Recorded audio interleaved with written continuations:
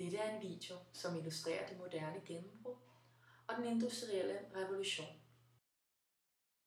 I det historiske perspektiv startede tidsperioden det moderne gennembrud med den industrielle revolution i midten af 1800-tallet.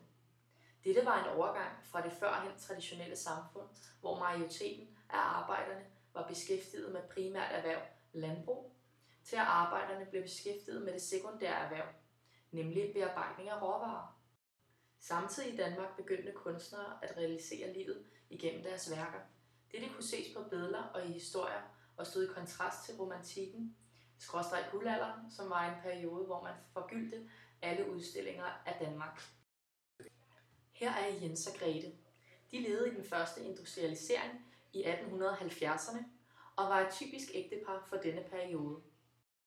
De boede på en gård på landet, men på grund af folks begyndende tilflytning til byen, flyttede de med. Den overgang skete, fordi et folk begyndte at beskæftige sig med de sekundære erhverv i stedet for de primære erhverv. Dette var de første spæde skridt mod industrisamfundet. Majoriteten boede dog stadig på landet. Denne overgang skete, fordi at folk begyndte at beskæftige sig med de sekundære erhverv i stedet for de primære erhverv. Samtidig startede Jens på en jernbanefabrik i byen.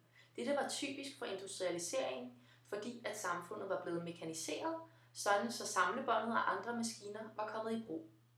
Dette satte gang i produktiviteten. Grete er en dag ude og gå sin søndagstur og støder på en venlig kvinde, som hun falder i snak med. Denne kvinde er Amalie Skram.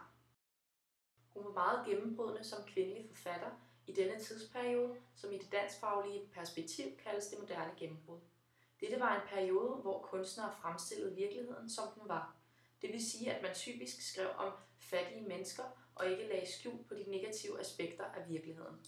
Grete gik på sin tur forbi den lokale boghandler og købte et eksemplar af Amalie Skrams bog Constance Ring. En aften sidder hun og læser i den. Bogen handler om Constance Rings forhold til sin utro mand. Her er et uddrag. Constance følte en oprørsk forbitrelse, der var nær ved at kvæle hende. Det er modbydeligt, hvad du siger, sagde hun og knyttede uvilkårligt hænderne.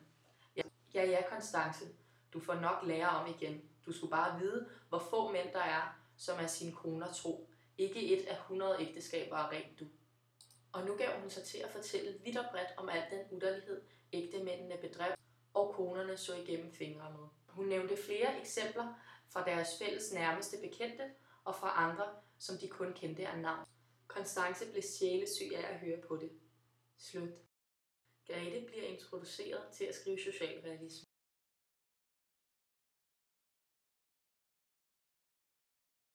Jens og Gretes barnebarn Frederik er ung i den anden industrialisering. Han er radiomekaniker og har en kone. Hun hedder Connie. Connie arbejder på en fabrik. Det er en samlebåndsfabrik. Hun er glad, for hun har et arbejde. Det er noget helt nyt. Nu er der nemlig kommet mange moderne opfindelser til hjemmet. Vaskemaskinen, støvsugeren, opvaskemaskinen osv. Nu var de hjemlige pligter klaret i en håndsvending. Dette betød, at kvinderne kunne komme på arbejdsmarkedet, og dette satte yderligere gang i produktionen. Derudover havde staten indført diverse sociale ydelser, såsom SU, kontanthjælp og folkepension. Nu var Danmark på vej mod at blive et moderne samfund.